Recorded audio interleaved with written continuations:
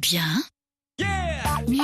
Pour ceux qui cherchent toujours le meilleur, cadreemploi.fr. Offre d'emploi, CV et recrutement sur Internet. Boss Big Boss, l'émission qui accompagne tous vos succès professionnels. J'ai le plaisir aujourd'hui de recevoir Hervé Billoux. Bonjour. Bonjour. Vous arrivez comme directeur financier dans un groupe hollandais, un groupe originaire des Pays-Bas, Wolters Kluwer France. C'est le leader de la presse professionnelle.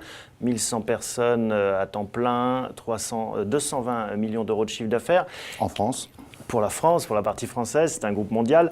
Qu'est-ce que va faire un directeur financier dans ce pétrin, j'ai envie de dire? On sait que c'est un secteur en pleine ébullition, en plein bouleversement, qui se cherche, un secteur compliqué.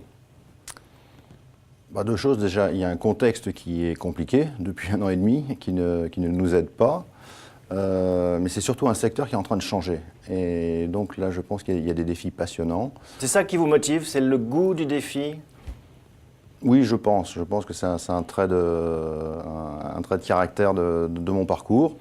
Le défi de la presse professionnelle est multiple. Il y a le défi du passage d'un mode traditionnel à un mode électronique. Et quand on est directeur financier, est-ce qu'on a un rôle finalement dans l'évolution du paquebot parce qu'on est au sommet de la pyramide, mais est-ce que finalement c'est le directeur financier qui peut influencer cette stratégie?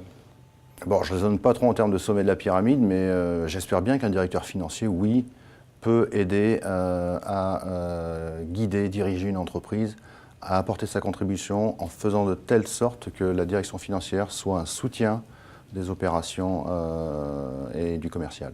Est-ce que dans votre carrière, donc dans la finance, vous avez fait du contrôle de gestion, de la direction financière, est-ce que le secteur d'activité était un facteur clé dans vos choix, ou est-ce que finalement vous dites à chaque fois on verra bien, je vais découvrir du pays?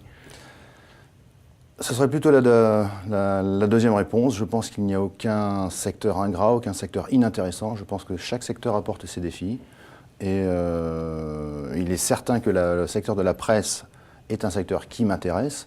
Mais les choix professionnels, je les ai toujours faits en fonction des défis du poste plutôt que du secteur ou du prestige supposé du secteur. Alors, il n'y a pas de secteur ingrat, mais il y a des fonctions qui ne vous ont pas tellement plu. Vous avez été auditeur, vous m'avez dit j'ai détesté. Pourquoi? Pourquoi? Parce que je pense que le rôle d'un auditeur, c'est d'intervenir de manière courte dans une entreprise, de faire des recommandations, et puis de revenir plus tard pour voir si on les a suivis, si on ne les a pas suivis. Tandis que le rôle d'un directeur financier ou d'une personne en entreprise est de porter des projets dans le temps avec une équipe et, je l'espère, d'avoir des succès. Et c'est là que je pense qu'il y a une grande différence. Alors, je comprends très bien qu'il y a un attrait pour les personnes qui soient dans l'audit ou autre, d'avoir une telle variété de missions. Moi, je préfère agir sur la durée avec des équipes. Une expérience plus ensoleillée qui apparemment vous a plu, c'était au Maroc, 4 ans dans la construction. Qu'est-ce qui vous a plu dans la construction?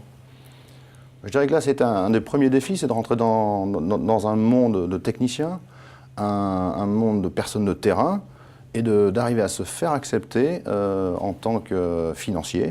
C'est toujours très mal vu, un financier, ayant un parcours, je dirais, classique d'école de management, d'école de commerce.